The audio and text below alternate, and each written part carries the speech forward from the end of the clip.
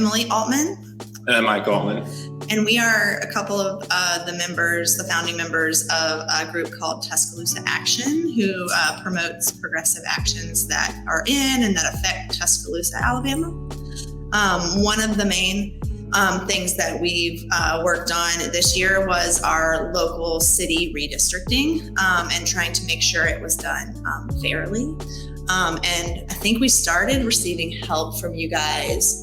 Was it in that summer, or was it started in, I guess, like in November? Yeah, and then and I think about Alabama Values was incredibly helpful.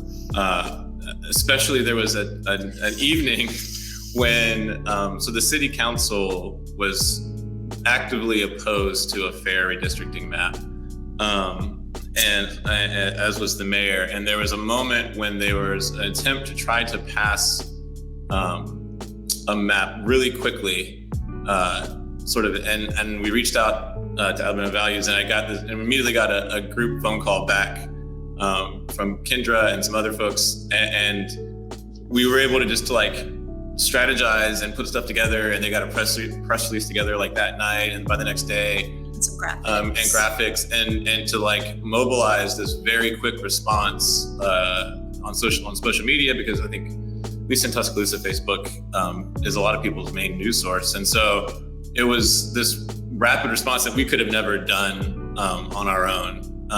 And so that was just, I remember just thinking I'm so thankful that these folks are here, because it was 3 days before Christmas, I think. Yeah, it was really important. Right. Yeah. Yeah. And so that sticks out to me. And then I think going on into 2022 this year, that support continued. Right. The main bulk of kind of the redistricting was happening, and we finally got our city council to agree to public hearings about it. And we had tons of Zoom calls and tons of, get-togethers with people to get lots of our community members on board with coming out, because redistricting is not the sexiest topic. It's here's numbers and maps, and it's just not that fun. And so trying to get people on board and excited about it. And one of the main things I think Alabama Values did was to provide tons and tons of graphics for us to use on social media, a whole bunch of them. And we at the time would not have had time. We just didn't have the people power to do that, because we were meeting with people and doing Zoom calls and putting in info sheets and going to different colleges and talking to people, and we wouldn't have had time to throw those together too, because there just wasn't enough time. Everything was happening really, really quickly. And then I think some follow-up calls afterwards with you guys who were talking what else can we do? Can we do more press releases? Because y'all did press releases for us then too, I think.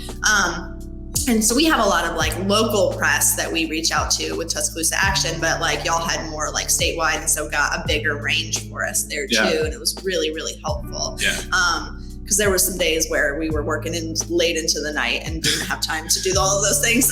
And I think the ability that was, what was really impressive was the ability that the comms team had to, I handed them a stack of information, here's what I've got on the problem, and to put that out in chunks in these images and social media posts that were accessible and that people could follow. That's always a challenge, especially with something complicated redistricting. So we had a lot of the posts were how this is going to affect you, your sidewalks, your streets in your neighborhood, your everyday life is actually affected by this weird thing about percentages of people in X or Y district. So I think to have folks who have that expertise in taking, that information and translating it into something accessible was huge. And, I think it clearly worked. We had a ton of people turn out for those public hearings after, one of them was on Valentine's Day. Alabama Values is a huge part of that. So I think that was just, it really helped us at the time, I think. Yeah. And I think the one other thing I'll say is that I remember on the first call, I think with you, I think it was with Kendra, and she was just very like passionate. She was like, I don't have to care what people around Tuscaloosa think. I'm just going to do this, and that. And because we kind of have to care because we have to work with people. We have to maintain relationships. But she was like, I can, call it what it is and say it's this and say it's that. And I don't have to care. And I was like, I think I love you a little bit. Because I was just really excited to see someone who cared, a lot about it and was willing to help. Because I'm like, we're drowning here, help. And she was like, I'm on it. And it was really nice to have that connection. So. Yeah, that was huge. That conversation was energizing behind the scenes, more so maybe than any Facebook post or Instagram post. It was. I was like, we're not alone.